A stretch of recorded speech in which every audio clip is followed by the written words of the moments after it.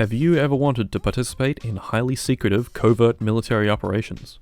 Do you feel the need to assert your dominance on the local populace and wildlife? Would you like to set your military boner at full mast? If you answered yes to any of these questions, I have the perfect game for you.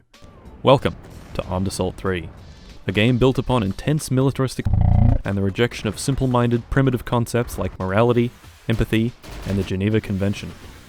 Arma 3 is a modern military simulator that sells itself on high realism and accuracy. In Arma, you play as modern military male number 3382, complete with piss-weak cardio, skin-tight diving suit, and intense nightmares from the war crimes he has bared witness to. Of course, it's not necessary to play as a military guy, as there are plenty of mods for changing your player model to whatever you want. I find that the LEGO player models strike a good balance between realism and psychological torment. The game is set in the fictional nation of Greece, a barren, dry, suspiciously debt-free war zone. The base game takes place on two scaled-down islands in the Aegean Sea, Altus and Stratus. Arma 3 is a true sandbox experience. Each server you join will have a unique community, mod set, game mode, and mental disorder.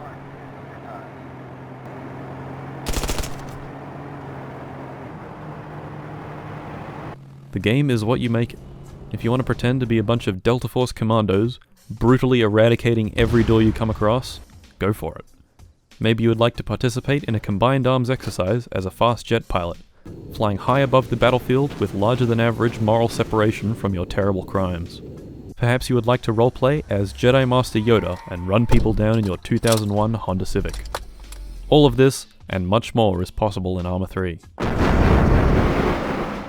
In my many hours of playing this game, I've only spent significant time on three main game modes: King of the Hill, Exile, and on occasion, I'll hop into another game mode like Altus Life, but I've never really seen the appeal of mining salt for 6 hours, only to get dropped by some bandits with high-powered Autismo rifles 2 kilometers away. 100 meters, right up ahead! Man, 100 meters, front! Arma 3 has a single player, which you can play and then immediately forget about. I'm sure plenty of people have found lots of value in these single player experiences, but in my experience, the friendly AI has undergone total nervous system breakdown and doesn't seem to understand how to move their legs in the correct direction, while the enemy AI has possession of the world's greatest super soldiers, capable of spotting you from several hundred meters away without even looking. I'm not saying that the single player campaigns are bad, but reloading the game several times because you remove the lower half of your body via landmines isn't the most fun. Single player will never be a replacement for the true specimens you can meet on multiplayer servers. Remember, the game is a modern military simulator, and it sells itself on its very high realism, something it does quite well. Here are some examples. 1. There are approximately 7,824 different positions your character can occupy. What the fuck is that? Standing up, but more. No. Standing up and to the right, leaning to the right while standing to the right, crouched but up a little bit.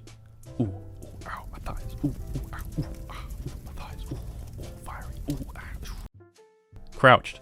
Crouched and standing to the right while leaning to the right. Crouched low to conceal movement. Sitting down for a nice chill time, and so you can scrape your ass along the pavement. Lying down prone while leaning to the right, and finally, looking for something under the couch. Oh, I'm sure it's down here. Come on, where is it? Oh, where is it? Your character can also perform incredible feats of acrobatics and strength. Ooh, look at that core strength. Nice. The Holy Spirit said to me, just manifest the power of the blood. 2. Really piss-weak cardio. Come on, dude, just hurry up. It's not even that heavy. Just hurry up. Jesus Christ, dude. Hurry up. Hurry up. My man in his standard issue military boots will struggle immensely when the grade is over 15 degrees. On the other hand, walk on a big rock or other prop and you turn into Delta Force Spider-Man. 3. The ballistics system. There's this really good video from like 2016 about the bullet mechanics in this game that summarizes everything you need to know. Basically, the devs decided to make their lives more difficult by introducing heaps of factors like bullet drop, wind resistance, penetration depth, material penetrated, the energy of the bullet, deflection angle, and the sound the bullet makes depending on velocity. 4. Bullet damage, i.e. just about every gun in this game will kill you in one shot. The game suffers from some pretty extreme balance issues when some players only have access to 5.56 rifles, which are basically automatic beanbag guns, while other players have access to high-powered sniper rifles that can go through 6 buildings and exit out the other side. Don't let the weight reduction fool you. Anything below 7.62 kinda sucks. 5. The big and very nice map. For a game released almost 7 years ago, it still beats out modern games like PUBG and Warzone. The main map Altus is around 270 square kilometers, and every single one of those is well detailed and nice. Except for these fences.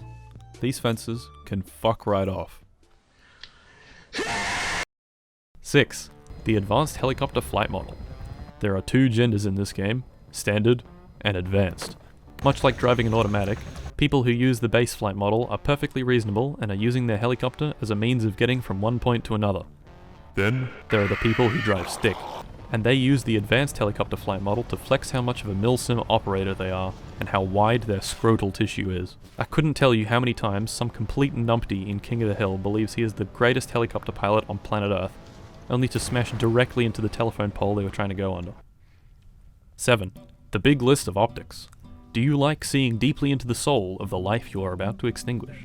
Do you feel the need to be able to precisely pinpoint the location and distribution of an enemy's nasal follicles? Fear no more. With this wide array of weapon optics, no nose hairs will remain unaccounted for. Maybe you need to precisely locate and terminate local wildlife with assistance from heavy airborne ordnance. For this job, my money is with the thermal and night vision helmet, the most effective way of locating and terminating members of the local ecosystem. For only 7 easy payments of $49.99, $99.99, this revolutionary product can be yours. So what are you waiting for? 8. The constant feeling of impending doom. I'm not going to pretend I know what it's like to be in a real war zone, but between the documentaries and footage I've watched, I would imagine that you're either constantly being watched or feel like you're being watched, and there's nothing you can do about it. No other game I've played truly captures the feeling like a pair of beady eyes watching you, like Arma 3.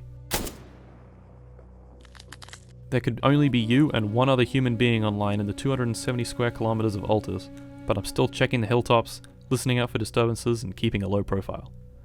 I think it says a lot about the realism in the game when you subconsciously realize something isn't right before spotting someone.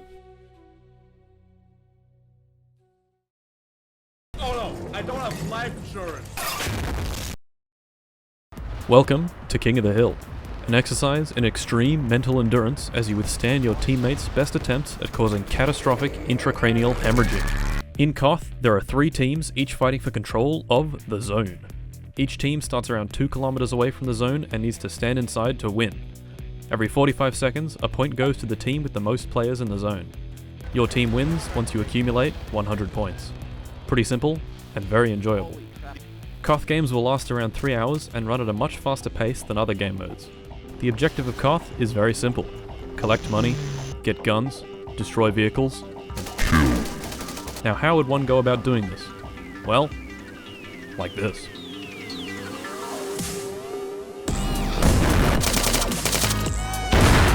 Bomb has been planted. Put up the bomb, man!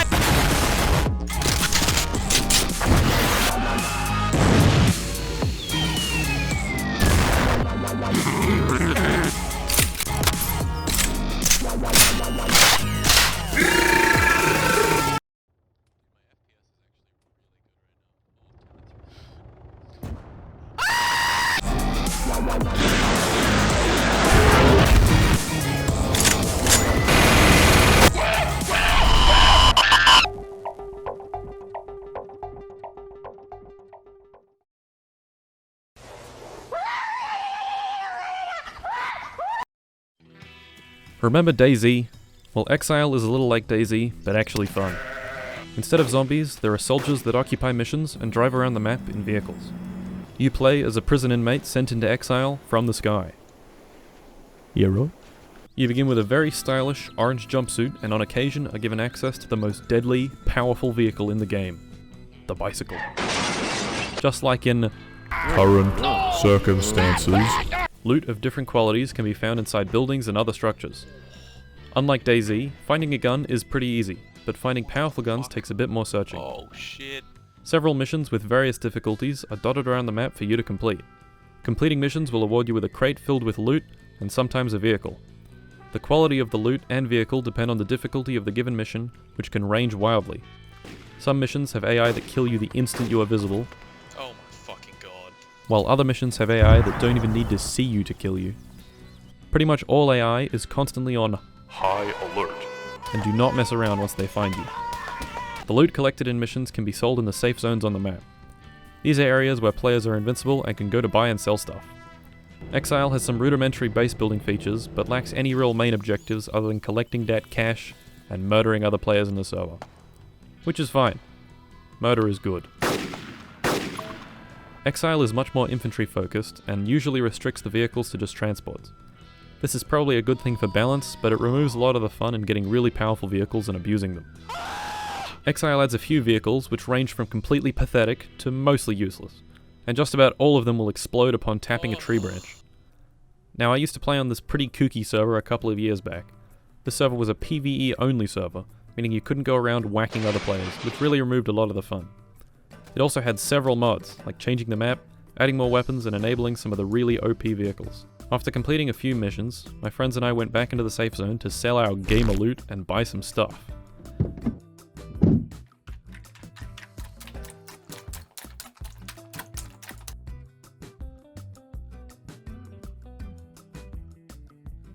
Oh, yep. I distinctly remember a modded sniper we had picked up came with a scope already attached. Inside the sell menu, you can directly sell the scopes off of weapons without needing to take them off. So I did. Only problem was, the scope didn't go away. I tried again, and the scope remained, but I still got the money for selling. Oh no. Pretty quickly, my friends and I had all bought the same gun and were selling scope after scope after scope. All was well, and we were slowly but surely gaining some serious gamer cash. Each scope sold for around 50 pop tabs, which is not a lot, so to gain any decent amount we'd have to sit here and sell for many hours. We then realized that there were other weapons that came with more expensive scopes, so we used those to boost each sale to around 100 tabs. This was pretty good, but still quite slow. Then we made a real gamer discovery. The thermal weapon scope. This one sold for 500 tabs each. Truly, some good money. But then we made an even more realer gamer discovery. I don't really understand why, but when we sold a scope while it was inside a vehicle, the scope remained, but it also duplicated itself. Oh no. This meant that the first sale would sell one scope and turn it into 2, the second 2 into 4, the third 4 into 8, you get the idea. Naturally, we abused this so extremely hard that we rapidly became the Saudi princes of this crappy Exile server. Like any Saudi prince would, we immediately spent all our money on a large quantity of military equipment. I distinctly remember having a friend fly around in a Harrier jump jet, while another friend and I flew around in a Russian attack helicopter. We pulled up to a mission to enact cruel justice upon the lobotomized AI and began laying down the law. Only thing was, the AI was not lobotomized, and we got domed by AI Chris Kyle after about 3 seconds. Well, dang. Naturally, we thought this was some bullshit and complained profusely to the server admins. This was a terrible mistake. I don't really know what strain of crack they were smoking, but they got it in their heads that the friend flying in the Harrier had killed us, and because this server didn't allow PvP, he needed to be banned. But they didn't ban him. They banned a different friend who wasn't even in the same area. Then we all got our dicks in a knot and continued arguing until they banned another one of us. Nice going, dudes. Later, the rest of us got understandably banned for all the legally and ethically acquired gamer cash. And such was the end of our scuffed duplication adventures.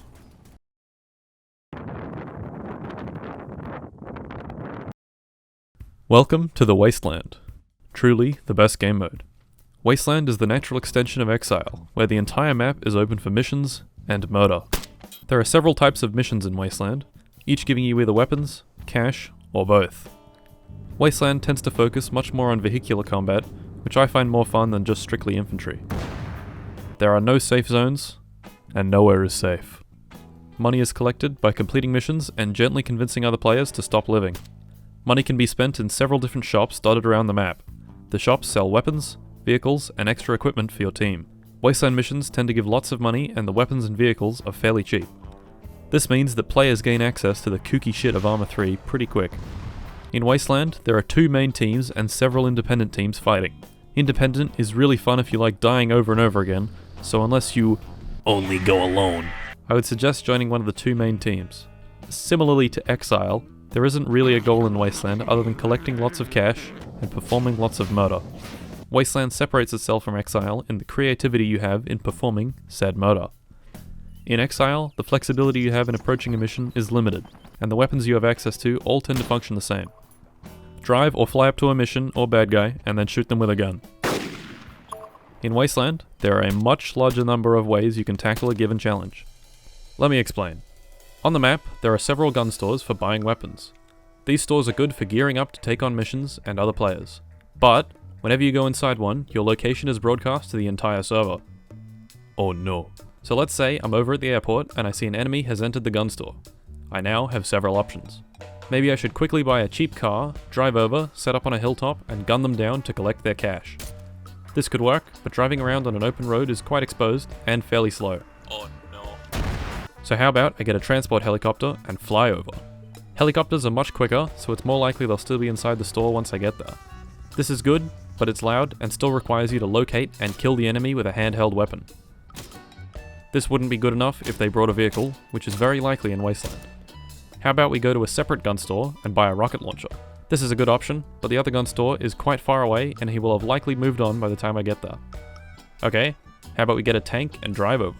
Well, this is really slow, but also extremely powerful. So instead, we buy a tank, unlock it, and go buy a helicopter. Then we can sling load the tank and fly it over to the store. This gives us significantly more firepower in the event they have a vehicle, but is also expensive.